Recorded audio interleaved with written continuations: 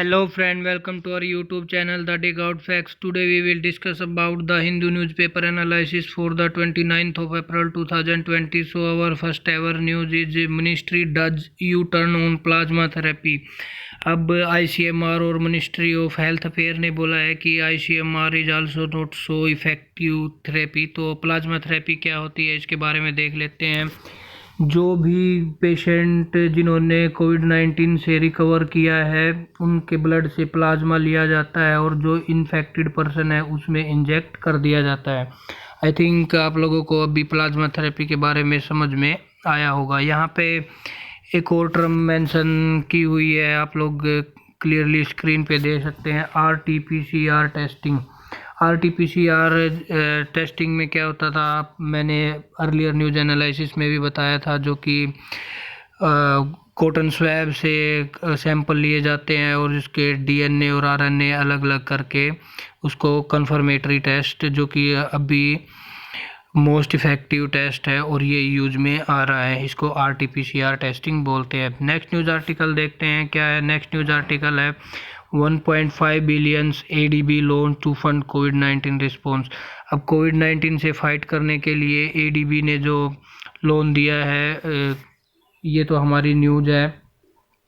अब ADB है क्या, इसके बारे में देखते हैं। ADB एक रीजनल बैंक है जो 1966 में बना था, जिसका हेडक्वार्टर मनीला फिलीपीन में है। और इसकी बात करें तो ये पॉवर्टी से इराडिक्ट करने के लिए बाध्य है, और जितने भी इसके मेंबर कंट्री हैं उनमें ये प्रोस्पेरिटी प्रोवाइड करता है और इंक्लूजिविलिटी और रेजिलियंस सस्टेनेबिलिटी प्रोवाइड करता है, जितने भी इसके मेंबर कंट्री हैं।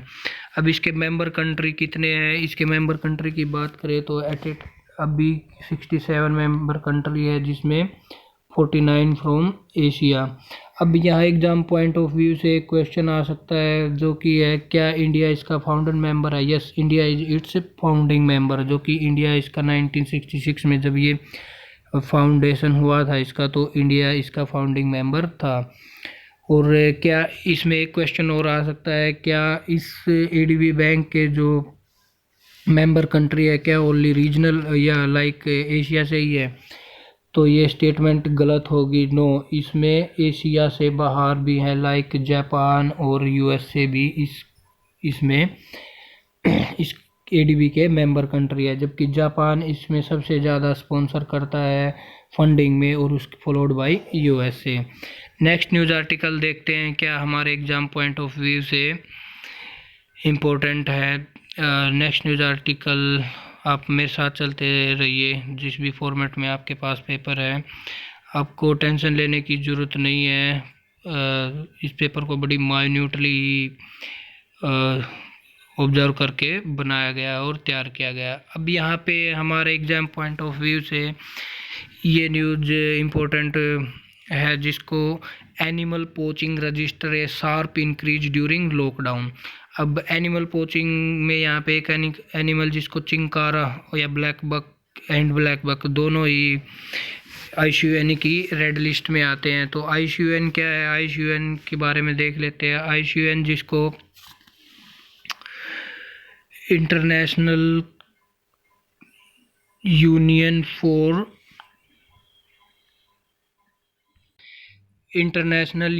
फॉर कंजर्वेटिव ऑफ नेचर बोला जाता है। IUCN 1948 में बना था और इसका हेडक्वार्टर ग्लैड स्विस में है। आगे देखते हैं इस न्यूज़ आर्टिकल में IUCN के बारे में देखते हैं। IUCN जो कि चिंकारा की बात की गई है, चिंकारा IUCN की रेड लिस्ट में आता है। और IUCN की लिस्ट जो कि कैटेगरी की बात करें तो इसमें 9 कैटेगरी हैं, जिसमें सबसे पहले नॉट इवेल्युएटेड आती है, और सेकंड डाटा डिफिशिएंट आता है, third least concern, fourth near threatened, fifth की बात करें तो वल्नरेबल, सिक्स्थ की बात endangered, seventh critically endangered, eighth extinct in wild, मतलब जो वाइल्ड से ही एक्सटिंक्ट हो गए हैं but they are preserve in और कंजर्व इन लाइक जू। और नाइन्थ इज एक्सटिंक्ट, जो बिल्कुल ही ख़त्म हो चुके हैं। आई थिंक आप लोगों को IUCN के बारे में काफ़ी कुछ अच्छा सीखने को मिला है। नेक्स्ट न्यूज़ आर्टिकल देखते हैं क्या है। नेक्स्ट न्यूज़ आर्टिकल एडिटोरियल आज के एडिटोरियल बहुत ही अच्छे आए हैं। वन बाय वन इनको डिस्कस करते हैं। इसमें first ever editorial signalling sport. इसमें कल के एडिटोरियल्स में तो नहीं, कल की न्यूज़ में आया था कि जो RBI ने जो स्पेशल लिक्विडिटी फंड जारी किया था, जो 50,000 करोड़ का दिया था फॉर म्यूचुअल फंड, उसी के बारे में ही बताया गया है। अब म्यूचुअल फंड क्या होते हैं ये देख लेते हैं। म्यूचुअल फंड एक बास्केट होता है, फंड का बास्केट है, जिसमें लाइक ज़्यादा सेफ एंड सिक्योर भी बोला जाता है। लाइक एक आपने HDFC का ख़रीद लिया, एक दूसरा ICICI का, एक कोई IT सेक्टर का ख़रीद लिया। अगर इसमें एक डूबता है तो दूसरे आपको कंपनसेट करने के लिए इसमें रहते हैं, तो इसको सबसे सेफ़ माना गया है। और इसकी बात करें तो अभी ये भी सेफ़ नहीं है अभी, क्योंकि आप लोगों ने सुना है एक कंपनी यहाँ फ्रैंकलिन, इसका नाम आया हुआ है फ्रैंकलिन, जो कि सबसे अच्छी इसके शेयर थे, उसने 26,000 करोड़ अपने वापस निकाल लिए हैं। तो ये तो एक न्यूज़ इसी के बारे में दिया हुआ है। सिग्नलिंग स्पोर्ट, लाइक स्पोर्ट किया है, रेपो रेट कम, RBI ने जो रेपो रेट कम की है और 50,000 करोड़ का जो बैंकिंग के लिए रखा गया है, सो दैट जितने भी म्यूचुअल फंड है उनको ऊपर लेके आया जा सके। अब नेक्स्ट न्यूज़ आर्टिकल में vividly imaging the life of migrant worker, ये काफ़ी अच्छा आर्टिकल देखने को मिला है लास्ट के 15-20 दिनों में। इसमें जो भी माइग्रेंट वर्कर है उनको ध्यान में रखकर जो पॉलिसी बनाई जाती है और उनके बारे में बताया गया है। उसमें बताया गया है कि जितने भी माइग्रेंट वर्कर हैं ये उनके स्टेट की ही जिम्मेदारी है सबसे पहले कि ये इनको माइग्रेंट करने की आवश्यकता ही क्यों पड़ी। लाइक इनको माइग्रेट करने की आवश्यकता इसलिए भी क्योंकि इनकी बेसिक नीड्स जो कि वर्क, होम एंड डिग्निटी, यही मेंटेन नहीं हो पा रही हैं। और ऑथर ने इन 3 या 4 चीज़ों के बारे में जिक्र किया गया है, जिसको यहाँ पे बताया भी गया है, वर्क, होम, डिग्निटी और फूड। अब नॉर्मल पीस टाइम में भी सरकार ने काम किया है फूड के लिए, लाइक FCI की जो पॉलिसी बनी हुई है, और वर्क के लिए मनरेगा। अब होम और डिग्निटी की बात करें तो होम और डिग्निटी को नॉर्मल पीस टाइम में ही इनको अच्छे से देख लेना चाहिए था। ऑथर ये बोलता है कि पेंडेमिक के टाइम में ही हम सबको ये बातें याद आती है कि माइग्रेंट वर्कर ज़्यादा सफ़रर है। तो यहाँ पे बताया भी गया है कि जो पॉलिसी मेकर है need to realise that they deal with complete human being. तो नॉर्मल टाइम में भी अगर कोई पॉलिसी बनाई जाती है तो ये सोच के बनाई जाए कि वो ह्यूमन्स के लिए ही कोई पॉलिसी बना रहे हैं। अब नेक्स्ट न्यूज़ आर्टिकल देखते हैं, the outline of another pandemic combat strategy. अब इसमें पेंडेमिक कोविड-19 को फाइट करने के लिए एक स्ट्रेटजी के बारे में बताया है। उसने बताया है कि हर्ड इम्यूनिटी के बारे में बताया कि जितनी अच्छी हर्ड इम्यूनिटी होगी उतना ही जल्दी इस पेंडेमिक से छुटकारा मिल सकता है। अब हर्ड इम्यूनिटी क्या होता है? हर्ड इम्यूनिटी लाइक एक ग्रुप की इम्यूनिटी है, और अगर कोई वायरस इसमें इन्फेक्ट करता है तो अगर इम्यूनिटी अच्छी रहेगी तो वो वायरस इससे इन्फेक्ट नहीं कर पाएगा। तो ऑथर ने यह एग्जाम्पल भी दिया है कि 1918 में जो स्पेनिश फ्लू, 57 में एशियन फ्लू और 68 में हांगकांग फ्लूएंजा जो कि आए थे, वो उनसे फाइट करने के लिए हर्ड इम्यूनिटी ही काम में आई थी। यहाँ पे लास्ट में ऑथर ने डॉक्टर जैकोब जॉन का एक एग्जांपल दिया है। इसने बोला है कि ये एक एथिकली है कि अगर हम सब लॉकडाउन को अगर इजी कर देंगे तो पीपल बाहर आएंगे और वो इन्फेक्टेड होंगे और आगे वायरस को इन्फेक्ट करने का ही मौका नहीं मिलेगा। इस कंसेप्ट में अगर बात करें तो इस कंसेप्ट में आर नोट वाला थ्योरी काम करती है कि आर नोट जो कि एक इन्फेक्टेड पर्सन है एक से ज़्यादा बंदों को इन्फेक्ट कर पाएगा, तो अभी आर नोट 2 से 3 चल रहा है, लाइक एक पर्सन 2 से 3 बंदों को इन्फेक्ट करता है। जब आर नोट 0 हो जाएगा तो इन्फेक्शन लेवल कम हो जाएगा, या मैक्सिमम बंदे जब इन्फेक्ट हो जाएंगे तो वायरस को इन्फेक्ट करने की आगे ज़रूरत ही नहीं मिलेगी या मौका ही नहीं मिलेगा। नेक्स्ट न्यूज़ आर्टिकल देखते हैं, privacy concern during a pandemic. इसमें आरोग्य सेतु ऐप के बारे में बताया है कि आरोग्य सेतु जो कि लोकेशन और ब्लूटूथ ऑन करके रखना, ये इंडिविजुअल की प्राइवेसी को रिवील करता है। तो ऑथर ने ये बोला है कि ड्यूरिंग दिस वार टाइम, ये एक वार टाइम ही ऑथर ने बोला है कि ये एक वार टाइम है। ड्यूरिंग दिस वार टाइम तो यहाँ पे एक पर्सनल की फ्रीडम मायने नहीं रखती है। और कुछ एग्जाम्पल दिए हैं ऑथर ने कि प्राइवेसी को कैसे रिवील किया जा रहा है। जैसे ऑथर ने बोला है यहाँ पे कि आरोग्य सेतु ऐप का सबसे ज़्यादा यूज किया गया है और ताकि कॉन्टैक्ट ट्रेसिंग हो सके। और फिर स्टेट एपिडेमिक डिजीज एक्ट में भी लोगों को जो यहाँ लॉकडाउन में रखा गया है उनकी फ्रीडम का हनन हो रहा है। और geo fencing and drone technology भी एक टेलीग्राफ एक्ट है, उसका भी वायलेशन यहाँ पे किया गया है, ये ऑथर ने यहाँ पे बताया गया। और meanwhile contrary to regulation made under the aircraft act of 1934, ये इसलिए किया गया है कि ड्रोन जो हवा में उड़ रहे हैं इनकी भी एक परमिशन होनी चाहिए थी। तो यहाँ पे मेनली यही बताया गया है कि ड्यूरिंग दिस पेंडेमिक प्राइवेसी भी एक कंसर्न होना चाहिए। तो नेक्स्ट न्यूज़ आर्टिकल देखते हैं, टास्क फोर्स साउथ एशिया। इसमें साउथ एशिया को कैसे फाइट करने की ज़रूरत है इसमें बताया गया है। यहाँ पे बताया गया है कि कराची और जो मुंबई है मोस्ट पॉपुलेटेड है, और आप लोगों ने सुना भी होगा धारावी जो मुंबई का एरिया है वो ज़्यादा कंसर्न है क्योंकि वो स्लम एरिया है और ज़्यादा बंदे वहाँ रहते हैं, कॉन्टैक्ट अनअवॉइडेबल है वहाँ पे।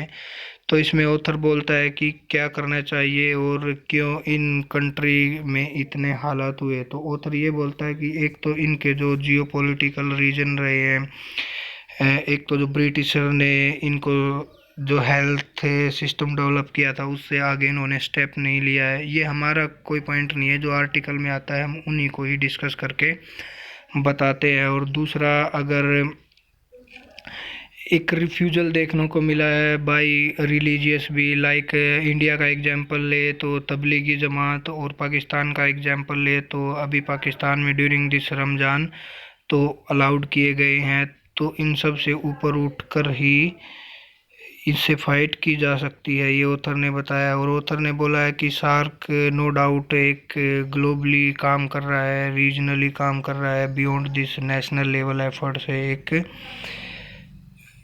ऊपर उठ के काम कर रहा है। बट उसने ऑथर ने बोला है collective interest to look at health security and not just national security ही इसका मेन रीजन हो सकता है टू इराडिक्ट दिस पेंडेमिक।